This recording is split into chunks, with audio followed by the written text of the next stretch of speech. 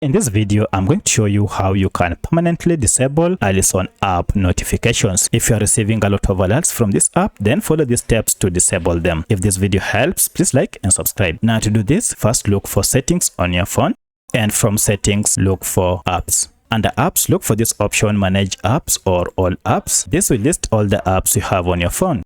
From the list, go to Alison, and this will take you to Alison app info page. Then go to permissions section, and under permissions, scroll down to notifications. As you can see, all these 6 types of notifications, among them play sound, lock screen floating, notification badges, as well as vibration and permanent notifications are on. Instead of turning off one by one here, just toggle off show notifications to disable all of them at once. From now henceforth, you'll never again receive notifications from this app unless you turn them on by yourself again by toggling this on. So let me know if you have any other question. Kindly let me know in the comment section. Otherwise, thanks for watching, and let's meet in the next video.